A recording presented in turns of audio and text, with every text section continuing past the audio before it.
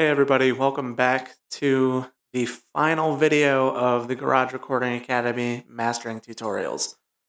We're just going to put some finishing touches on this mix, mainly saturation, and finally we're going to raise that gain on the limiter to get everything up to a commercial volume. Let's jump right in. Okay, the first thing we used here. Now this is... Here, we can take this trimmer off. We don't need that. This is the virtual mixing console, or virtual mix rack from Slate Digital.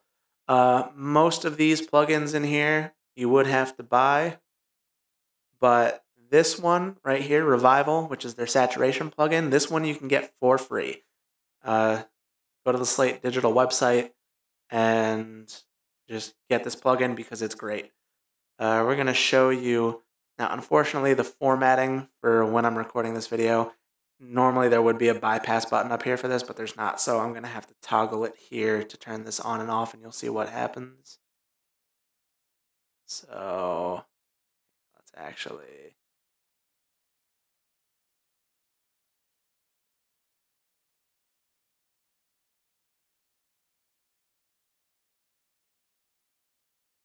So we're highlighting the final chorus so you can hear what this thing does. Right now it's bypassed. It has two controls on here, thickness and shimmer. This is basically the low lows.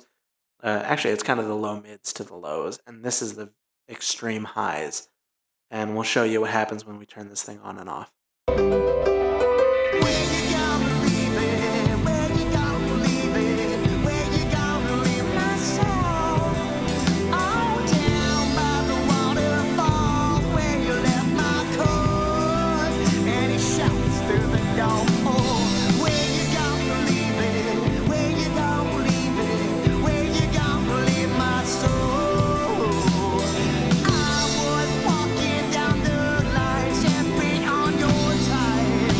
Listen to that. I love this plugin. Again, it's free from Slate Digital.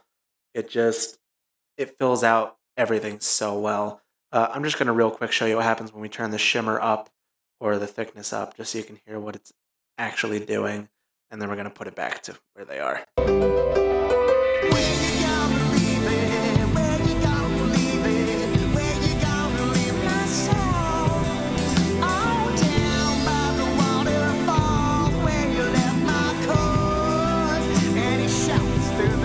Hear how dull it sounds without that shimmer?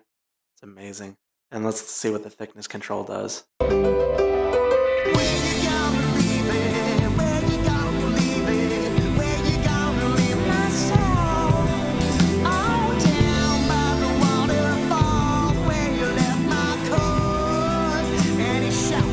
Honestly, it sounds pretty good with the thickness up, but I'm going to leave it where it is. Alright, and then we have one more saturation plugin on top of this.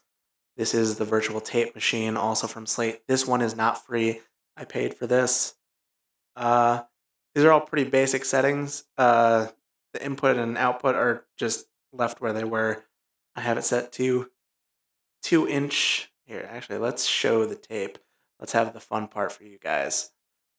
So it's just mimicking a tape reel. Right now it's mimicking a 2-inch 16-track tape reel, which would be your normal, like, thick recording tape, as opposed to the 1/2-inch 2-track mastering tape. There's tape type, there's FG456, and there is FG9, which are just I'm assuming two different manufacturers of tape. I rarely, if ever, use the bias control, because it basically alters the EQ, which I don't want. I just kind of want the warmth that this adds. Then there's the 30 inches per second or the 15 inches per second. And I switch this often, and I switch this often, and this fairly often. It really depends. They really do give you different sounds. I'll show you what this is doing for the track, and then I'll show you what the different controls do on this plugin.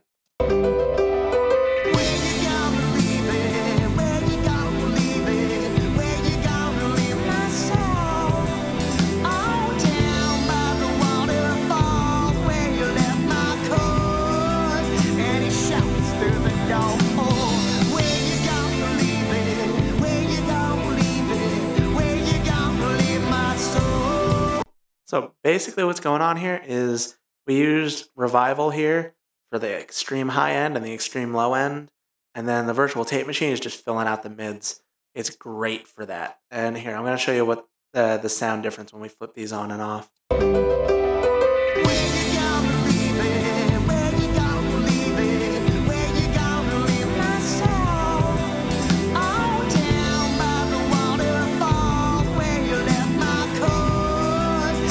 So with that one, you can hear when you switch to the half inch, it gives you way more high end. And now we're going to change the speed.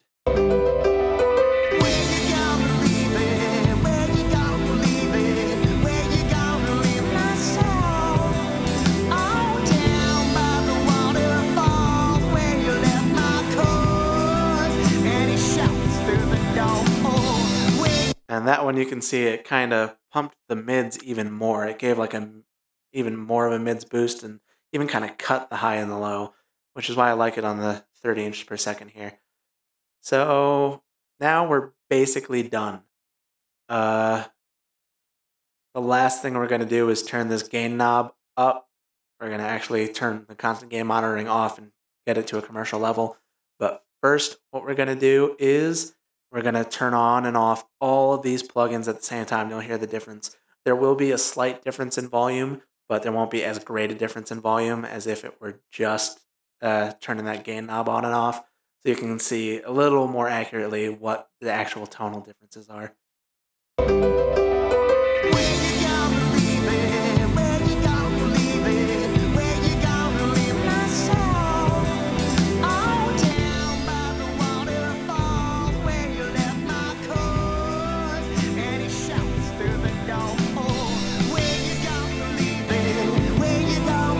Actually, you know what? I'm going to throw the trimmer back on here just for a second, just so I can get it down to an even level so you can see what's really going on. Sounds like we're probably about 3 dB louder, honestly.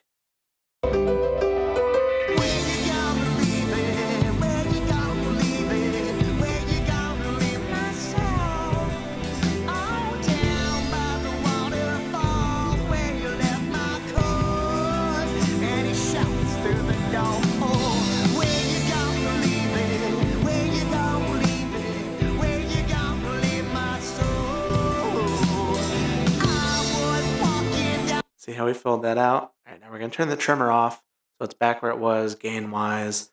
And we're going to bring up our meter. Okay. Oh, also, one more thing I did on the on the master track overall, I put Maxim, which is another limiter that comes free with Pro Tools. I just set the ceiling. I didn't turn the threshold down. I didn't fuck with any of the gain settings. I just turned the ceiling down 0.4 dB so that nothing clips, just to be sure. And we're going to bring up our meter. And like I said, we're trying to get this to around, I'm going to bring this all the way down.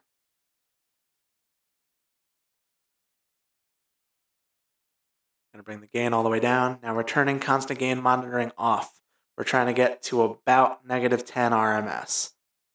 Because that's the average level. It'll definitely peak above that, but we want the average level to be about -10 RMS.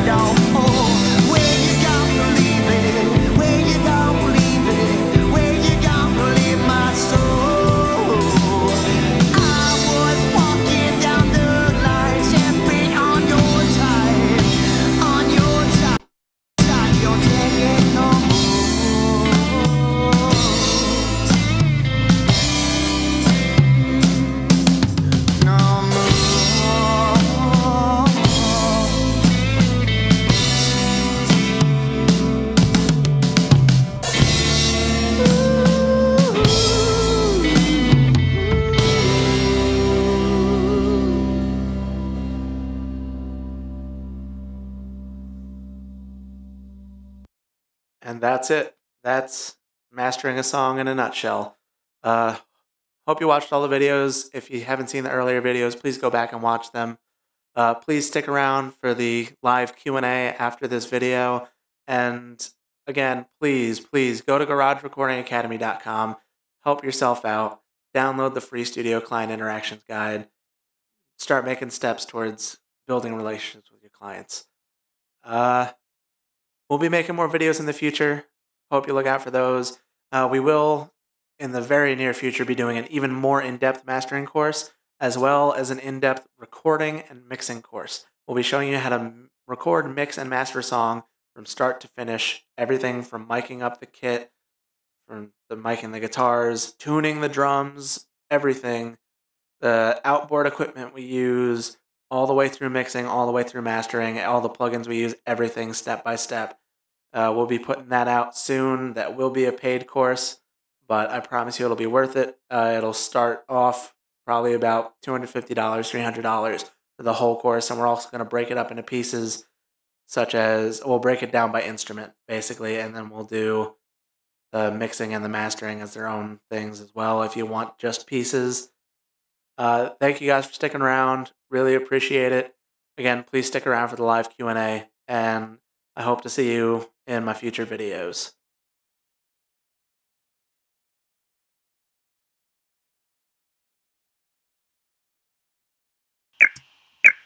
So if anybody has any questions about what we did in this video, anything about saturation, if you didn't watch the last video, the limiting for mastering, I definitely recommend going back and watching that, because otherwise you might not have understood what we were doing with the limiter at the end there. So yeah, if anyone has questions, please ask them, drop them in the chat there. If you're watching the replay, drop any questions you might have into the comments. I'll go through the comments. I will be happy to answer your questions. Alright. Doesn't seem like we have any questions in the chat. So I think we're going to call it for this video. Thank you guys for watching. If you could just hit that subscribe button, that'd be great. And I'll let you know when we have some more stuff coming out. We got a few more videos in the works that should be out about a week, maybe 2. So it won't be anything as in-depth as this mastering course just yet. It'll just be a couple tips and tricks here and there. But definitely keep an eye out for those, because we got some topics that we want to work on that we think will really help people. Especially, there's a couple things that I know for sure I struggled with as a beginner that I want to tackle. So hopefully that'll save you guys a lot of grief. Alright, again, thank you for watching, and I hope to see you in some future videos.